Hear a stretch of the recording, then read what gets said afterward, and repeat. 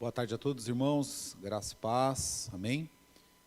Nós vamos dar início aí à nossa 7ª aula do cursão bíblico Combate Cristão. Quero fazer uma oração para nós que estamos aqui e também para os irmãos que estão no online, amém? Curva sua cabeça, faça uma oração antes de nós iniciarmos esse cursão. Pai, em nome de Jesus, nós queremos te agradecer, Senhor, pedimos que o Espírito Santo do Senhor nos lance luz ao nosso coração e nos ajude a entender processo da batalha, da guerra, ao qual nós estamos alistados, Senhor, com esse cursão bíblico. Elucida no meu e no coração dos irmãos aqui, ó Deus Santo, e também online, tudo aquilo que o Senhor tem para nós, Senhor, tudo aquilo que o Senhor espera que sejamos nessa batalha. Em nome de Jesus, assim eu oro e já te agradeço em nome de Jesus. Amém? Amém, meus irmãos. Nós vamos dar início aí à 7ª aula do cursão bíblico Combate Cristão. E o tema dessa aula é o porquê da guerra, a motivação para o contra-ataque, né? Nós sabemos que nas aulas anteriores nós vínhamos falando sobre a defensiva, né? E a resistência, né? De resistirmos aos ataques do diabo nessa guerra, como resistir, né? Nós aprendemos também com quem somos e o porquê estamos inseridos nessa guerra, e hoje nós vamos entender a motivação para o contra-ataque. O Senhor, Ele não espera que nós sejamos só defensivos ou omissos, mas que nós tenhamos motivação para contra-atacar, ganhando a batalha sobre o inimigo. Então, o texto base bíblico é Atos capítulo 1, versículo 8, uma promessa, né, através do Espírito Santo, que diz assim, Atos 1:8, mas recebereis poder ao descer do céu, ao descer sobre vós o Espírito Santo, e sereis minhas testemunhas tanto em Jerusalém, como em toda a Judéia e Samaria até os confins da terra. Então, uma promessa que ao descer do Espírito Santo, assim quando Jesus subiu aos céus, que nós receberíamos poder. Então, nós já recebemos poder. Para quê esse poder? Para sermos testemunhas de Cristo. Não é o poder para outro tipo de coisa, mas é o poder para sermos testemunhas de Cristo, poder para contra-atacar nessa guerra, amém? Então, nessa aula de hoje, nós vamos entender que o cristão, o crente, ele nunca terá uma vida de vitória pessoal sem antes entender que sua vitória é a vitória do reino de Deus. Então, se você é cristão, você é crente, filho de Deus, paz, Guilherme, e você está aqui, você está compreendendo essa aula hoje, então você entende que a sua vitória, ela também ela precisa ser a vitória do reino. Se você não compreender que o reino de Deus anda junto com a sua vida, você não vai ser vitorioso também. Então nós fazemos parte do reino de Deus mesmo estando nessa terra. Então a vitória do reino é a nossa vitória, amém? E o soldado, ele só consegue se aprimorar e qualificar-se quando se propõe a vestir-se a armadura de Deus para a batalha defensiva, mas não só defensiva, mas ofensiva, né? Indo para cima, defensiva na defesa, mas também indo para cima do adversário, né? E o texto de apoio está em Deuteronômio capítulo 20, versículo 2 ao versículo 4, que diz assim, quando vos achegardes à peleja, então era uma orientação de Moisés ao povo de Israel, o sacerdote, quando vos achegardes à peleja, a briga, a guerra, o sacerdote se adiantará e falará ao povo e dir-lhe-á, ouvi, ó Israel, hoje, vos achegueis à peleja contra os vossos inimigos, que não desfaleça o vosso coração, não tenhais medo, não tremais, nem vos aterrorizei diante deles, pois o Senhor, o vosso Deus, é quem vai conosco a pelejar por vós, contra os vossos inimigos, para vos salvar. Então, o texto de apoio está nos dizendo que, segundo as orientações de Moisés ao povo, que ao sair da peleja, então nós não podemos desfalecer o nosso coração. Mas o que desfalece o nosso coração na guerra? Quer arriscar aí, Gui, alguma coisa? O que desfalece o nosso coração na guerra? O Murilo também pode participar, viu, Murilo? O que desfalece aí o nosso coração nessa guerra? Já parou para pensar? O que pode desfalecer o nosso coração na batalha, na luta, na peleja a favor do reino de Deus, ao qual nós estamos alistados? Você quer chutar alguma coisa aí, assim, da vida? O que desanima? O que pode desanimar o crente na batalha, na peleja? As dificuldades. O Murilo quer... As distrações. Vocês acham que O trabalho pode afastar, pode desanimar, desfalecer o coração, o excesso de trabalho.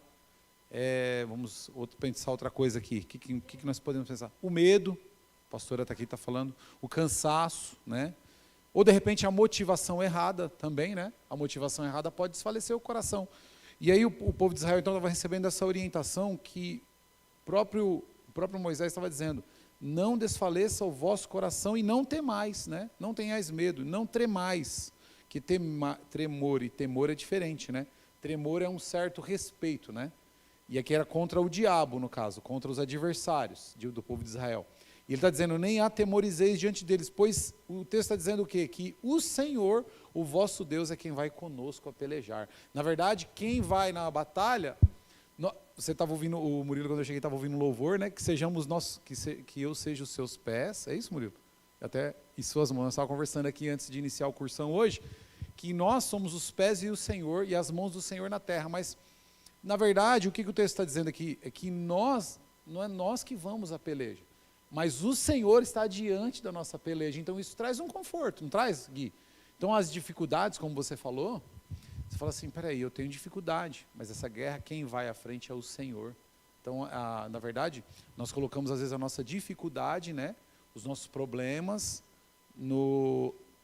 antecedendo a guerra, né? Então hoje nessa aula, o Senhor, ele, através dessa aula, quer nos ensinar que nós devemos ser ofensivos nessa batalha, tendo a motivação certa e o conhecimento das Escrituras. Nós já recebemos poder para isso, né? O autor, Lucas, que escreve Atos, fala que o poder veio através do Espírito Santo. E aí Deuteronômio então está dizendo, que a aula pede para a gente fazer uma explicação acerca desses dois textos, é que o Deuteronômio está dizendo que quem vai, para a gente não tem medo, porque quem vai diante das nossas batalhas é o Senhor.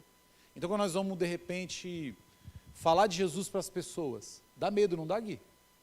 Imagina se a pessoa, às vezes, é ateu, ou se ela não concorda com o cristianismo, né, Murilo? Se é um jovem lá, às vezes, no grupo, que é tirador de sarro, é descolado, você vai falar de Jesus para ele, você vai ter um pouco de medo de falar. E é uma guerra. Então, é essa guerra que o Senhor está dizendo que nós somos os pés e as mãos dele. Mas, na verdade, ele é quem vai adiante de nós, né? Ele é quem vai adiante, nós só somos um instrumento. Então, o objetivo da aula de hoje é que a igreja tem se sustentado por muito tempo em uma atitude passiva. O que isso quer dizer? Os discípulos, no início do primeiro século, eles avançavam a falar do evangelho de Jesus para as pessoas. Eles não se omitiam. Eles iam mesmo e, se custasse a vida deles, mas eles sabiam que o Senhor estava adiante deles. Mas 2000 anos depois, a gente sabe que muitas coisas foram se perdendo. Então, a igreja tem ficado, às vezes, passiva, uma atitude passiva, quando muito defensiva, né? O que vem a ser passiva e defensiva? Quando a igreja fica nesse estado. Quando fala igreja assim, está falando de nós, né? Que nós somos a igreja. Pense assim, falar igreja, não estamos pensando no irmão, não. Estamos pensando em nós, como igreja, né? Lá fora, porque a batalha não é aqui dentro. Às vezes é, né? Dentro da igreja, mas às vezes é fora, né? Então, o que vem a ser uma atitude passiva para os irmãos aí? Quem quer arriscar? Uma atitude passiva, vamos pensar. Uma atitude passiva no meio da guerra. O inimigo está tomando larga escala, né? Que eles falam assim na guerra.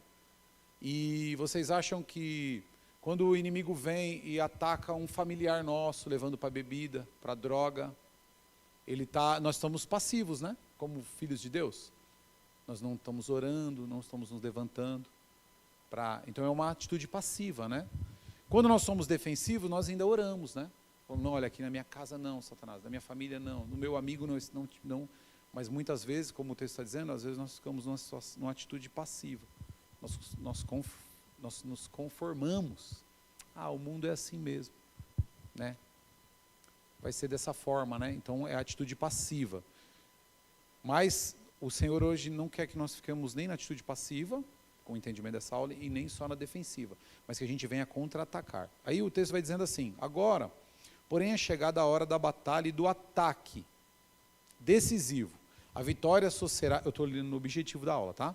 A vitória só será possível a partir da ofensiva da igreja, no sentido de resgatar vidas para o reino de Deus. Porque se nós fazemos parte do reino de Deus, então a nossa batalha é sim, como igreja, como filhos de Deus, ganhar vidas para esse reino, né? tirar dos reinos das trevas e trazer para o reino da luz. Então a igreja ela não pode negligenciar o seu chamado, nem os filhos de Deus, né? A igreja está capacitada para a ofensiva. Então quando o Espírito Santo desceu sobre nós, ele nos deu poder, não é verdade, Gui? Deu poder para quê? Para a gente ser ofensivo, né? Que nós contra-ataquemos. Por quê? Por que contra-atacar? Porque o diabo já levou vantagem no início. Em que sentido? Ele deturpou ali no Éden, né? E a humanidade se perdeu então. Então a Bíblia diz que todos pecaram e carecem da glória de Deus. E quem são a glória de Deus? Diga assim, sou eu. Você é a glória de Deus na terra. Por isso que eu gostei que o louvor que você estava colocando no início aí antes da gente começar a aula, porque nós somos a glória de Deus, que vai falar para as pessoas, que você que está em casa também, você é a glória de Deus que vai trazer as pessoas que estão no pecado para a vida em Cristo. Então Satanás e suas hostes devem ser subjugadas a reconhecer a autoridade prevalecente na terra. Essa autoridade é de Jesus Cristo através da igreja. Não existe nenhum outro organismo, viu, Gui e Murilo, pastor, não tem nenhum outro organismo, não tem nenhuma outra, um outro objeto ou um outro ser que tenha a autoridade de Jesus a não ser a igreja. Então quando alguém falar para vocês assim, mas não tem necessidade de eu estar na igreja, isso é antibíblico. Por quê? Porque você só recebe o poder e revestimento se você for igreja de Cristo. Então o texto está dizendo que essa autoridade de Jesus está somente sobre a igreja e mais ninguém. Por quê? Porque a igreja é o corpo de Cristo. Por que você está dizendo que só a igreja tem o poder de Cristo? Porque a igreja é o próprio corpo de Cristo. Então não existe outro organismo. E a pessoa, às vezes, existem aquelas ideologias de pessoas que são desigrejadas. Esse estudo nos mostra que a pessoa, quando está fora da igreja, ela está fora do corpo. E se ela quer exercer ataque ofensivo na batalha do reino de Deus salvando almas, ela precisa fazer parte de uma igreja, porque aí sim ela se torna corpo de Cristo. Fora do corpo, ela está amputado, que nem fala o nosso irmão Flávio, ela está amputado. E um membro amputado, o que acontece com o membro amputado, Gui? Morre, né? Imagina cortar meu braço e jogar ali, ele está morto, ele vai apodrecer, ele vai estragar. Então, às vezes, as pessoas têm essa ideologia distorcida, que não precisa de ser igreja. Mas só é corpo de Cristo quem é igreja. Deu para entender bem? Alguma pergunta? Alguma pergunta, Murilo? Porque somos confrontados com isso todos os dias, não somos? Eu sou. As pessoas falam, não precisa estar na igreja para servir a Deus. Precisa estar na igreja, porque somente na igreja somos corpo de Cristo. E aí muito mais, se eu quero ter uma vida de soldado vitorioso, eu preciso fazer parte do corpo de Cristo, porque eu tenho o poder de Cristo. Se eu não estiver no corpo, eu não tenho poder. Eu estou fora do poder de Cristo. Então não vou prevalecer contra o diabo, que nós só vamos prevalecer em Cristo, né, estando com o corpo de Cristo. Então a igreja precisa se levantar e erradicar as hostes do inferno. Nós estamos no tempo do Senhor, né? Por que falo o tempo do Senhor? Porque é o tempo onde ainda dá tempo, né, de fazermos isso. Haverá um dia que não vai ter mais tempo, mas ainda dá tempo de contra-atacar contra o inimigo. Ainda é tempo de salvar os nossos familiares, ainda é tempo de salvar os nossos amigos, ainda é tempo de falar que Jesus salva, né? Alguém quer fazer alguma pergunta nessa introdução? Nós vamos entrar em três tópicos aí, que vai falar sobre esse ataque ofensivo. O primeiro é o tempo do saque. O que é isso? É ir e retirar aquilo que o diabo já levou. Então lá em 1 Crônicas 20, 1 e 2, que é no primeiro livro de Crônicas, a motivação para a guerra era o despojo. O que é o despojo? Alguém quer arriscar? E o que é o despojo, Gui, da guerra? Sabe o que é despojo da guerra? Sabe o que é despojo da guerra, Murilo? Despojo. O despojo é tudo aquilo que sobra. Quando um exército, então os irmãos de repente estão pondo alguma coisa no chat aí, você me passa, Murilo, se tiver alguém aí, quiser de repente fazer alguma pergunta, os irmãos que estão na online também podem fazer uma pergunta. O despojo é tudo aquilo que quando um exército, um batalhão, um exército vai guerrear contra outro, e aí ele vence, tudo aquilo que sobra, armamento, vestimenta, tesouro, ouro, prata, cidades, terras, e até mesmo às vezes o rei é um despojo de guerra. Que nem quando Deus falou para Saul, Saul, vai lá e acaba com o rei Agag, né? Agag e extermina todo o povo, mata tudo, não traz nada. Ele omitiu uma ordem do Senhor fazendo o quê? Trazendo os despojos da guerra. Está lá em 1 Samuel capítulo 13. Ele traz os despojos da guerra e traz o rei. E o rei, qual era a ordem de Deus? Para que cortassem a cabeça dele. Não, ele trouxe, e trouxe ainda, eu vi uns ovelhinhas, vi uns animais. Então são despojos de guerra. É errado? No caso de Saul, sim. Por quê? Porque Saul estava determinado por Deus que ele não podia trazer os despojos da guerra. Mas aqui, nesse caso, está falando do saque. Então a motivação para toda a guerra é o quê? Nós vamos lá conquistar e tomar aquilo que é daquele povo. Entendeu? Então esse é o despojo da guerra, tudo que pertence ao povo adversário. Então aquele que ganhasse vai ficar com o despojo, né? Então desta forma, na guerra espiritual, há despojos preciosos a serem tomados. O que são então? Vidas criadas à imagem de Deus. Por que são despojos? Porque as vidas que estão fora de Cristo, elas fazem parte do domínio do reino das trevas. Então quando nós vamos com a ofensiva de Deus e tiramos as almas quando a gente faz encontro, que a gente gosta de usar um encontro que é posso dizer, uma explicação de batalha na prática, né? A gente leva vidas para tirar do reino das trevas. Elas chegam lá embriagadas na sexta-feira, muitas dominadas pelo pecado, né? E aí nós ministramos a palavra e no domingo eles voltam com o desejo de se batizar. Então eles declararam Cristo como Senhor e eles mudam de reino. Nesse caso, os despojos são essas vidas. Então em 1 Crônicas 20, versículo 1 diz assim, e 2. Decorrido um ano, no tempo em que os reis costumam sair para a guerra, Joabe levou o exército, destruiu a terra dos filhos de Amon, os amonitas, veio e sitiou a Rabá. Porém Davi ficou em Jerusalém e Joabe feriu a Rabá e a destruiu, né, que era o rei de Amon.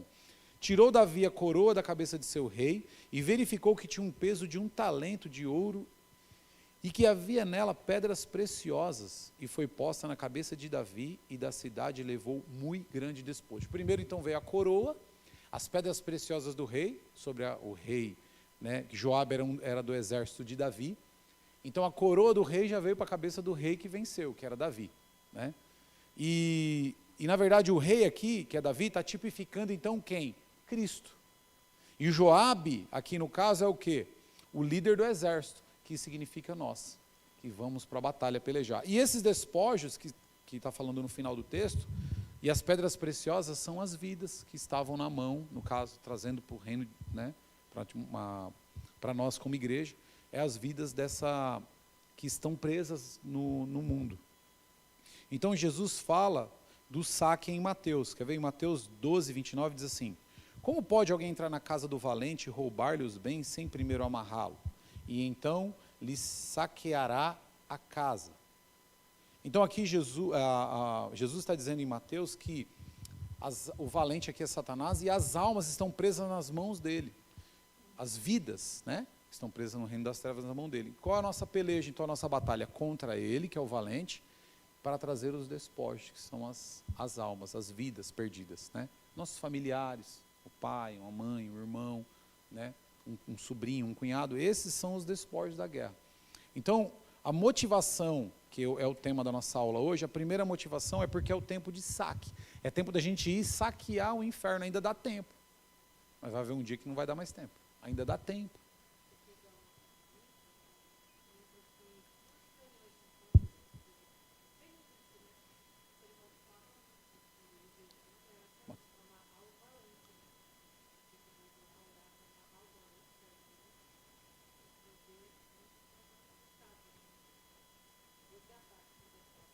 Resgatar os bens, né, que está sob domínio do diabo. Isso mesmo. Era até tema de ministração de encontro, né? A pastora está falando aqui, vou repetir porque os irmãos estão em casa, às vezes acompanhando a gente. A pastora está falando aqui que esse texto de Mateus 12, 29, quando fala que o valente é Satanás e nós vamos amarrá-lo para saquear, é quando nós jejuamos para amarrar ele. Porque as vidas estão sob domínio dele. Satanás é esse valente, então nós amarramos ele com o jejum e com a oração e saqueamos aquilo que está debaixo do domínio dele. É bem a consagração da equipe do encontro, né? E a gente vai lá e saqueia aquelas almas que estão sob domínio dele, né? Então a pastora bem lembrou, muito bem isso, que o pastor Orivaldo ministrava isso muito nas reuniões para nós. Então está dizendo que Satanás tem trazido vida sob prisão em seu reino. né? Para Jesus, cada vida arrebatada nas mãos do inimigo é uma pedra para a sua coroa. O exército do Senhor precisa entrar na casa do valente, amarrá-lo e saquear o seu reino, trazendo as preciosidades para o reino de Jesus. Agora fica mais claro, né? Então a motivação para a guerra, de nós contra-atacarmos, é isso. Por quê? Porque as pessoas que nós amamos, muitas vezes estão sob domínio e estão no reino do adversário. Como que a gente vai lá? É guerra, é batalha. Tem crente que quer se isentar. Tem pessoas que falam, não dá, né? Não tenho tempo para isso, né? Por isso que a gente estava falando no início, né, Gui?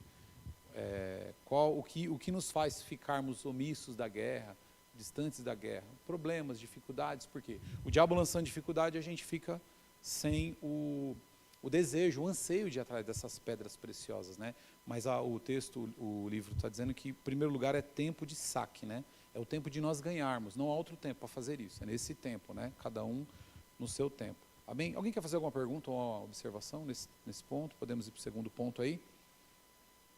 Esse segundo ponto é bem tranquilo, mas eu gostaria de falar, porque é o tempo de vingança. Porque então a primeira motivação para nós no sentido ofensivo dessa guerra, da gente ir e guerrear, é o tempo de sacar as almas, as vidas. Isso ficou bem entendido. O segundo lugar é tempo de vingança. Por quê?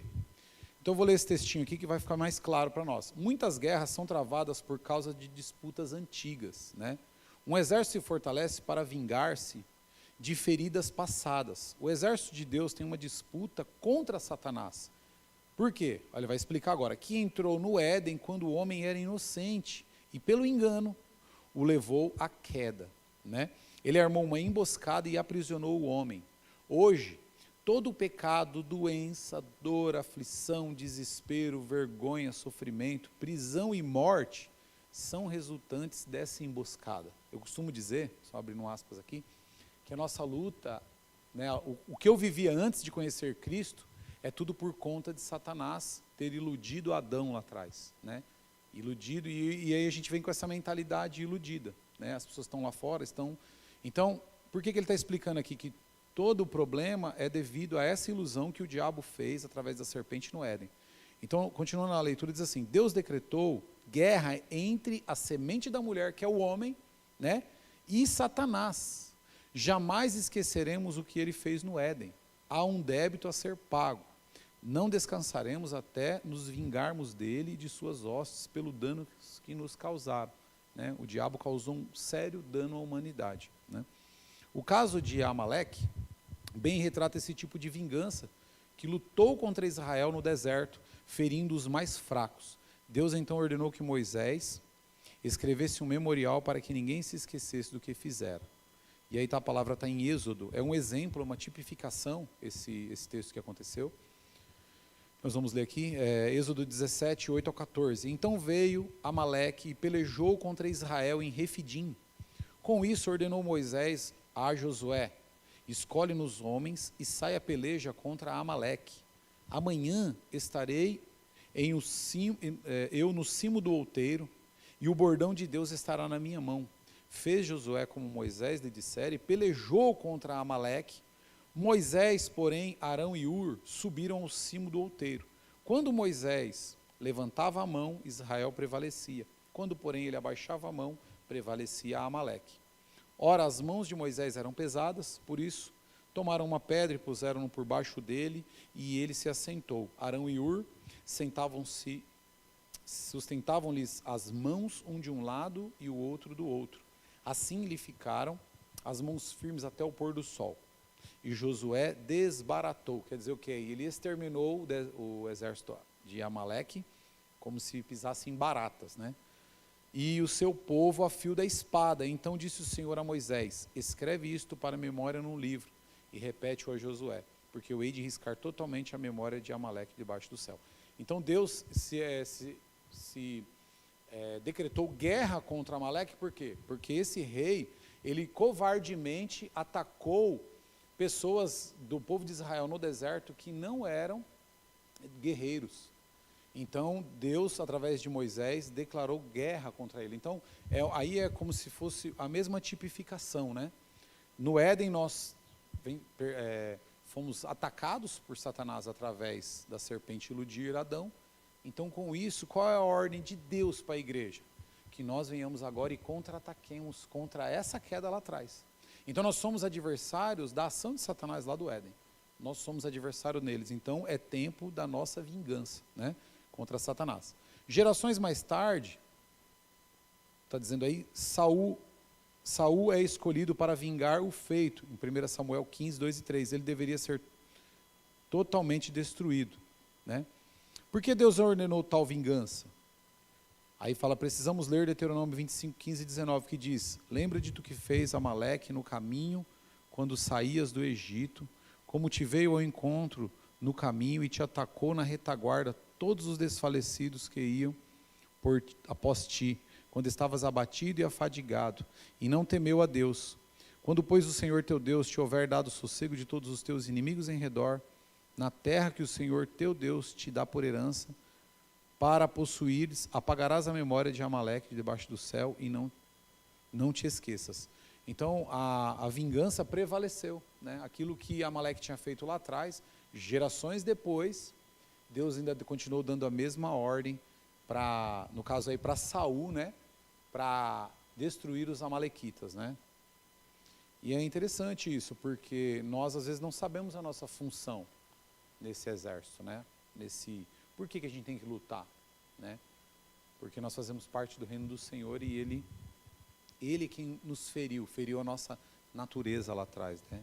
Então ele agiu traiçoeiramente, não podemos poupá-lo. Amaleque é um tipo de Satanás, não ficaremos satisfeitos sem que ele seja totalmente destruído. Saul falhou na vingança, que é o que eu disse aqui, né? O Senhor teve que pô-lo de lado, porém nós como igreja não podemos falhar. Então Deus, ele quer que nós, não é para ter dó, deixa o diabo quietinho lá. Não, com nós, no reino de Deus não tem essa questão, nós somos contra ele mesmo, né? E contra os seus feitos. Né? Alguém quer fazer alguma pergunta sobre o tempo da vingança? Deu para entender bem a questão da vingança? Nós agora vingarmos aquilo que Satanás fez, né? Trazendo tanta desgraça na humanidade. E a igreja está inserida nisso, né? A gente aprende no curso de teologia que a igreja, por que a igreja sai nas ruas? Ela ameniza um pouco a dor, né? E leva o evangelho para contra-atacar contra o inimigo, né? Não é só uma cesta, não é só um café, não é só um lanche, mas é falar para essas pessoas de Jesus e que muitas vezes estão chateados até com Deus, mas não é com Deus a batalha. Eles têm que se levantar e entender, opa, minha luta é contra o diabo. Se o meu pai está no álcool, se o meu pai está nas drogas, a minha família vivia nas drogas, é por causa de Satanás. Então a minha batalha é contra ele, né? Se somos igreja, se eu aceito o meu chamado como pastor, como líder, é porque eu entendi, eu compreendi que eu estou alistado nesse exército. E agora eu devo ao Senhor essa vingança, né, contra o diabo. Então é interessante pensar assim, porque é uma motivação para contra-atacarmos. Às vezes eu vejo crentes animados, está sem motivação. Por quê? Porque ou não compreendeu ou não entende essas questões, né? Então achei muito interessante essa aula de hoje. E aqui no terceiro ponto, está nos falando também que é tempo de conquistar território, né? Está dizendo em alargarmos as fronteiras, né? Tem sido uma boa razão para as guerras. O exército do Senhor tem que reconquistar todo o território invadido pelo inimigo. O limite do nosso território é o mundo inteiro. Então, quando Jesus fala para os discípulos ali, né? E recebereis poder após o Espírito Santo descer sobre vós, e sereis minhas testemunhas, Samaria, Judéia, até os confins da terra. Por que o autor está falando nessa região? Porque o entendimento daquelas pessoas naquela época era Samaria, Judéia e os confins. Eles não tinham essa questão, né? Mas nós entendemos que é nos 4 cantos do planeta, né? Se eu fosse dar aquela mesma orientação que foi dada lá, e recebereis poder e sereis as minhas testemunhas, eu falava, ó, você vai ser minha testemunha na América do Norte, na Europa, na Ásia, né, na África, porque hoje nós temos essa ideia de continente. Então, as nossas fronteiras é todo o território, onde tem gente, seja lá no Alasca, né, seja lá no Polo, no Norte, no Sul, a nossa fronteira tem que alcançar. Esse é o território que o Senhor quer conquistar. E aí em Salmo 2, 7 a 8 diz assim, proclamarei o decreto do Senhor. Ele me disse, tu és o meu filho e hoje te gerei. Pede-me e eu te darei as nações por herança e as extremidades da terra por sua possessão. O Senhor está dizendo que se nós... É um decreto do Senhor, né? Um decreto do rei, né? Do nosso rei. Tu és meu filho, e hoje te gerei. Pede-me e te darei as nações por herança, e as extremidades da terra por possessão. Se nós pedirmos a Deus, Ele nos dá. Não tem família difícil, não tem pessoas impossíveis de ser ganha para Jesus. Só que a gente precisa pedir para Jesus. Senhor, vai pedir com o coração mesmo. Senhor, é o teu decreto. Coloca essa palavra. É uma promessa? É uma promessa, né? É uma promessa. Proclamarei um decreto do Senhor. Ele me disse, tu és o meu filho. O próprio salmista está dizendo. Hoje eu te gerei, pede-me e te darei as nações da terra por herança. E as extremidades da terra por sua possessão. Não é só conquista financeira. A questão aqui vai muito além. Não é terra no sentido de ter fazendas, né? Eu entendo assim, né? Quantos entendem assim como eu? Não é só questão de território, mas é questão de ganhar terra com a palavra, com pessoas sendo salvas para Jesus. Por isso que existem igrejas que fazem como a nossa, levanta missionários para quê? Que entendeu o chamado, né? Como nós temos o Felipe e a Giovana, que são missionários da nossa igreja, e outras denominações também levantam missionários para alargar as tendas, entendendo a partir desse princípio, né? Que nós podemos pedir às nações e receber por herança. Amém? Então será através da força invasora do exército, levantado por Deus, que o inimigo será subjugado. Não deporemos as armas até que todas as nações da terra se rendam ao Senhor. Então a gente não pode falar assim, pensamento, né? Vamos pensar aqui. Vocês pensam aí também e podem falar. Eu não tenho tempo para guerrear. Eu não tenho tempo para fazer a obra de Deus. Eu tenho tanta coisa para tomar conta, né? Então nós estamos fazendo o quê? Deixando de lado, né? O chamado da guerra, da batalha. Estamos largando de canto. Falar assim, não é para mim. Né? Quantos não falam, né, Gui? Não é para mim. Né? Esse negócio de lutar. Né? Quantos querem, né, às vezes, se engajar nessa batalha? Né? E a gente vê que as pessoas estão sedentas e estão, como a própria palavra diz, né? Como ovelhas sem pastor, né? Ovelha sem pastor é ovelha desprotegida. Você vai na célula, você ouve pessoas falando de medo, de tristeza, de tormento, confusão, né, desanimadas, queria tanto tomar uma atitude, né, queria tanto vencer. E aí a gente vê que nós temos sim uma obra, né, a fazer, né, levar as pessoas a conhecerem essa guerra também, se alistarem nela para vencer, né. Então será através dessa força invasora que nós vamos subjugar o inimigo. E aí Atos 1:8, vou ler novamente, que é o texto, né? Mas recebereis poder ao descer sobre vós o Espírito Santo e sereis minhas testemunhas, tanto em Jerusalém como toda a Judéia e Samaria até os confins da terra. Como eu falei, não há limites, né? Aonde tiver, nas extremidades da terra, nós temos que levar. Tem gente que fala assim, não, eu só quero ministrar ali, que o pessoal é mais bonzinho, né? Nós vamos fazer como o Jonas, né? Não vou lá não. O povo de Nínive eles são muito bravos, eles são assassinos, né? Nós não podemos escolher, porque o Senhor quer salvar a todos, né? Então é interessante, é tempo de conquistar os territórios. Alguém quer fazer algum comentário ou pergunta? Aí, tem alguma pergunta, Murilo, aí? Pode falar. Uhum.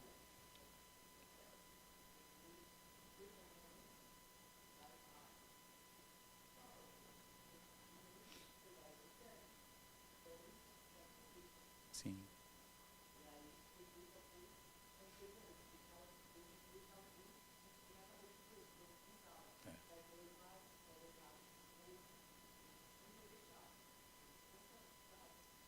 É isso mesmo.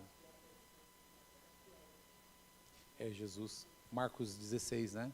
Jesus estava dizendo mesmo, né? Os irmãos estão online, o Murilo está comentando aqui, que Jesus foi uma das suas últimas palavras, seus últimos pronunciamentos, né? É como uma pessoa que já não tem mais tempo e ela dá as últimas orientações. Agora, ide, portanto, né, a toda criatura, pregar o Evangelho, né? Batizando em nome do Pai, do Filho, vai para todo mundo pregar o Evangelho, em Marcos 16:15. Então, e ele vem e reforça através da descida do Espírito Santo, né? Bem lembrado, porque já era a vontade do Senhor que a gente pregasse por todo mundo, né? E quando eu imagino assim, eu falo, eu preciso sair daqui e ir lá na África. Não, Deus também está levantando pessoas lá, mas às vezes eu não tenho disposição próximo de mim, nos lugares onde eu vou, de falar, né? E nós devemos falar, né? Claro, existe a maneira sábia da parte de Deus para você ministrar o evangelho às pessoas, né? É tão interessante que Paulo, quando ele chega em Atenas, é uma das cidades que ele muda o seu discurso, porque ele deixa de pregar para judeu e vai pregar para gregos, né? Então, enquanto ele estava em Jerusalém, enquanto ele estava em algum lugar, ele falava, olha, Cristo sim é o Senhor, porque ele estava falando com judeus que já conheciam o único Deus. Mas quando ele chega em Atenas, acho que está em Atos 24, ele tem que mudar o seu discurso. Por quê? Porque ele vê tanto Deus de barro, de pedra e de ferro, que ele precisa mudar a sua ótica, mostrando para essas pessoas, porque lá tinha uma grande cultura de deuses mesmo, os gregos. E ele precisa transformar a pregação dele, falando que há um único Deus verdadeiro. E aí ele encontra, tem toda uma explicação lá em Atos, de que ele encontra uma estátua, um memorial a um Deus desconhecido, né? E aí ele fala, esse Deus é o Deus que eu estou falando para vocês. Que ele não é palpável, não é de barro, não é de pedra, não é um Deus, não é Afrodite, não é Cronos, não é esses todos que são gerados pelo outro, são criações humanas. Esse Deus aqui, ninguém criou. Ele que é a voz de criação. Então, você vê que existe uma forma de pregar, né? Em cada contexto. Então, é interessante, mas que o Senhor ele tem o desejo de ganhar a todos, né? Então, o quarto lugar aí é tempo de glória e honras a Jesus. Então, quando Davi ouviu as falácias e insultos de Golias contra o povo de Israel, ele declarou. Aí ele já está falando de uma passagem entre Davi numa batalha, né? Os filisteus vinham contra o povo de Israel. E diziam uns aos outros, está lá em 1 Samuel 17, 25 e 26. E diziam uns aos outros, vistes aquele homem que subiu? Pois subiu para afrontar a Israel. E quem o matar, o rei cumulará de grandes riquezas e lhe dará por mulher a filha. E a casa de seu pai isentará de impostos em Israel. Então falou Davi, já estava indo, na verdade ele estava indo levar alimento para os seus irmãos que eram mais velhos, lá na guerra. E aí, então falou Davi aos homens que estavam consigo, dizendo, que farão aquele homem que ferir este filisteu e tirar a afronta de sobre Israel? Ele pergunta, o que vocês estão falando aí mesmo? Vai ter honra. Vai ter o quê? Vai ter glória. Opa, oportunidade. Interessante isso aí. Se você pensar assim, você começa a entender o que o autor aqui da revista quis nos ensinar, né? Aí ele fala assim, quem é, pois, esse incircunciso filisteu para afrontar os exércitos dos Deus que vive, ou do Deus vivo, né? Então, Davi ele entendeu que destruir Golias seria remover a afronta dos exércitos do Deus vivo. Se ele fosse a afronta lá, ele ia remover a afronta. Ele confiava no Deus que ele servia, que ele conhecia, né?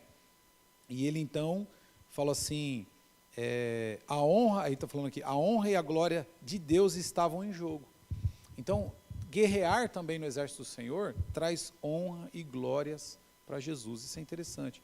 E assim o exército de Deus removerá a afronta de Satanás, envergonhando e trazendo honra. Quando você salva uma vida, quando você consegue levá-la para o encontro, quando você consegue levar para a sua célula e essa vida se converte, você está honrando a Jesus, trazendo honra para Ele, isso é maravilhoso, né?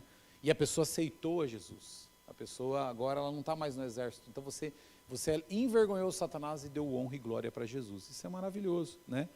Trazendo honra e a glória a quem ela pertence, ao Senhor dos Exércitos, Jeová Nissi, nossa bandeira. O domínio, o poder, a majestade e a glória pertencem a Jesus. Nós, seu exército, venceremos Golias, e nisto o grande nome do Senhor será glorificado. Né? No final de toda a batalha, nós vamos ser honrados pelo Senhor, pode ter certeza. O próximo cursão que nós vamos falar é sobre reinar, é o reino dos céus. Reina no reino de Cristo quem dá glória para Ele. Vai reinar no milênio do Senhor aquele que dá glória aqui, aquele que entendeu que faz parte dessa guerra, dessa batalha, né? Que bom que todos, né, compreendessem isso de forma prática, né?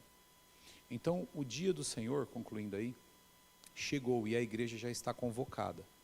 A força do exército está em Deus, né? Lembra que nós lemos lá que Ele está à frente, amém? E o exército começa em Deus, é comissionado por Deus, equipado e comandado pelo próprio Senhor. A autoridade desse povo está no nome de Jesus. É interessante, né? Então, nós temos essa batalha na mão, esse reino ofensivo a tomar, e a gente precisa levantar a nossa bandeira, a bandeira de Cristo, né? Alguém tem alguma dúvida? Quer fazer alguma pergunta? Tem alguma dúvida aí, Murilo?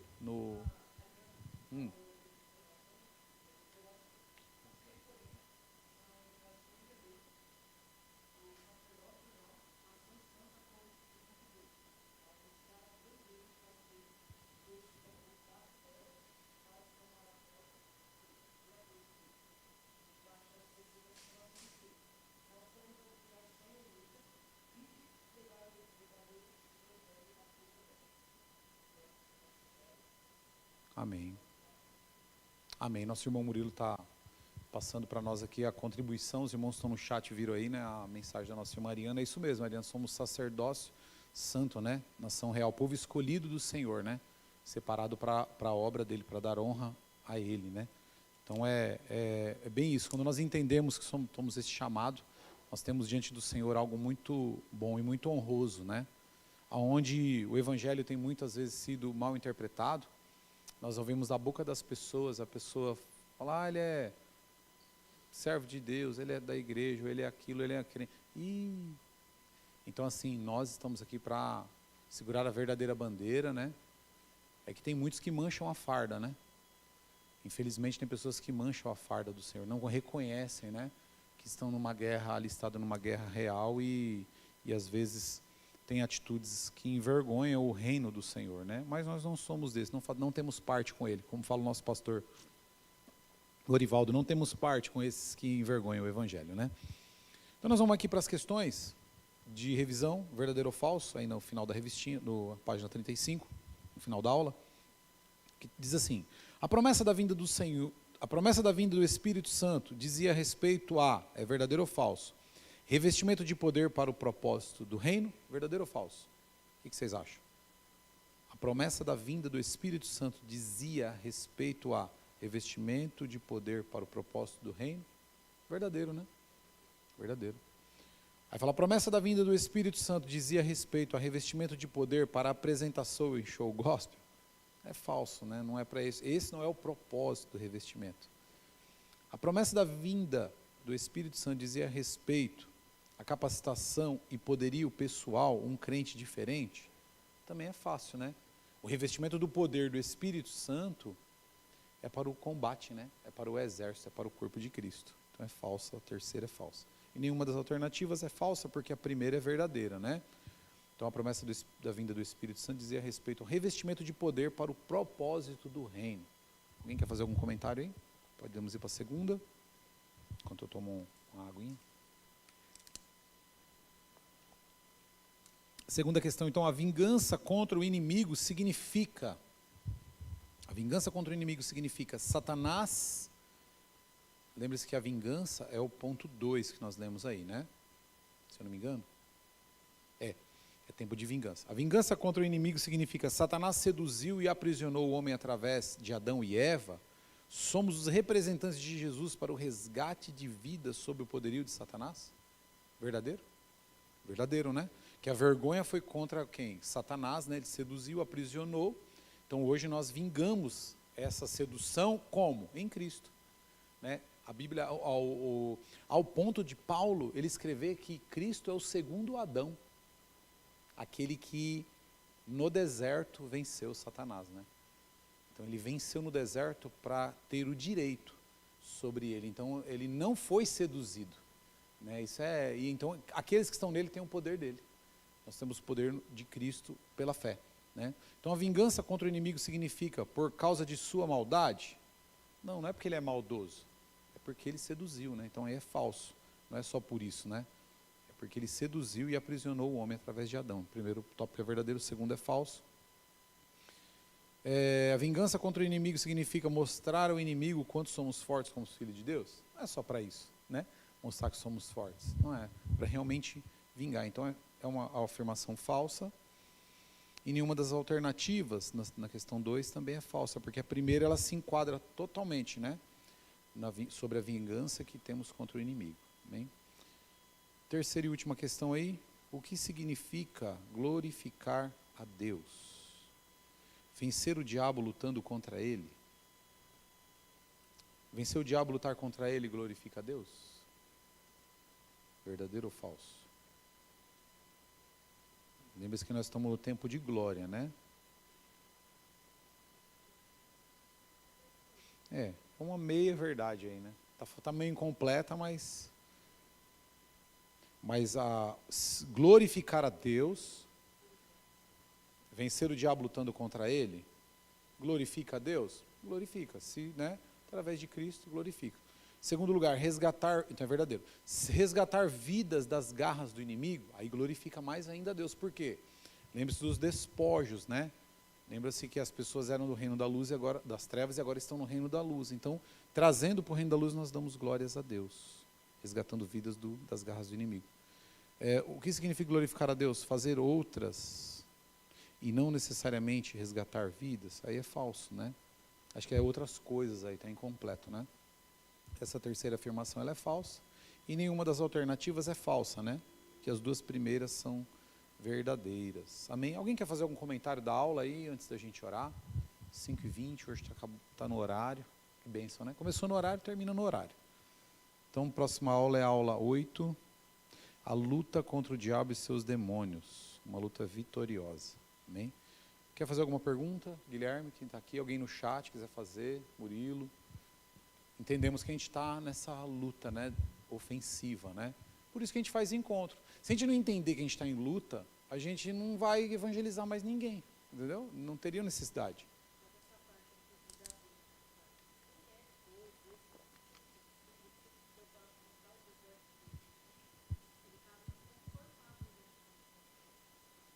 Sim.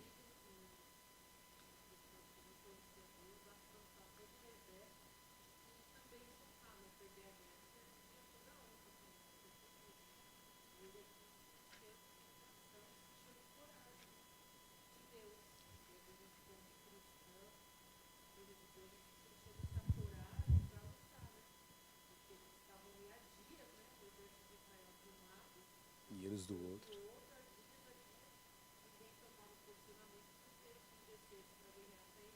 Uhum.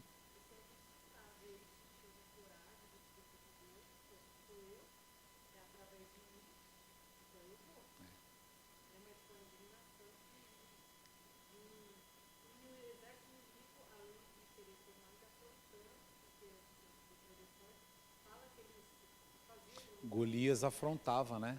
Ele falava, não tem homem aí, né? Não tem um rei, não tem ninguém que queira me... E quando Davi se apresenta, quando ele vai com a funda, que a pastora está falando aqui, para os irmãos que estão online, sobre tempo de glórias e honras a Jesus. Davi se sentiu desonrado junto com o povo de Israel, porque estava sendo afrontado pelos filisteus, né? Principalmente pelo gigante Golias. E aí ele falava assim, quando Davi chegou com a funda, com as pedras do ribeiro, ele falava assim, por acaso eu sou um cachorro para você vir com pedras e paus? Né? Então assim, eles afrontavam. E quantas vezes o diabo, a pastora está falando nessa ênfase, quantas vezes nós somos afrontados como os filhos de Deus? Chegamos num lugar e, por acaso, só porque você é crente, você quer ser melhor do que eu, às vezes dentro da empresa, né? Às vezes na escola, né, Gui? Às vezes numa faculdade, né? Às vezes na família, às vezes no trabalho. E aí, você é crente, o que você vai fazer agora? Né? É afronta, porque o diabo vai usar de instrumentos de afronta, mas nós somos usados de instrumento para dar glória e honra a Jesus, como Davi entendeu, é o que a pastora está falando. Davi entendeu que ele poderia ser um motivo de trazer honra e glória para Jesus, para o Senhor, né? Para o Senhor dos exércitos do Deus vivo, né? Para o exército do Deus vivo. Tremendo. Obrigado aí pela contribuição, né? Nós vamos orar, nosso horário já deu. Quero agradecer a presença dos irmãos que estão online e também os que estão aqui presencial com a gente. Muito bom, né? Próxima aula, aula 8, sábado que vem às 16h30. Deus abençoe os irmãos. Oremos então. Pai, em nome de Jesus, nós queremos te agradecer por esta aula, por elucidar nosso coração acerca do combate cristão, da batalha. Sabemos que tem pessoas, Senhor, hoje, da nossa igreja, que estão subjugadas, estão, Senhor, muitas vezes acuadas, nem indefensivas, Senhor, se defendendo do inimigo, mas passivamente, porque não entendem o teu propósito, não entendem que fomos chamados para saquear o inferno, para avançar em território, para dar honra e glória ao Senhor, e não entendendo que o tempo é hoje de ganharmos almas para o Senhor e trazermos as vidas que estão saqueadas do inferno. Senhor, que através dessa aula, através desse estudo, o nosso coração, não só o nosso, mas de todos aqueles a quem nós conversarmos, seja aberto o entendimento hoje, e que eles entendam que é tempo de glorificar o Senhor. Pai, em nome de Jesus eu te agradeço por nos dar força, ânimo e vigor para estar aqui ministrando das tuas verdades. Pai, nessa tarde eu te agradeço em nome do Senhor Jesus. Amém? Amém. Deus abençoe os irmãos em casa. Obrigado, meus irmãos, estão aqui. E a paz a todos.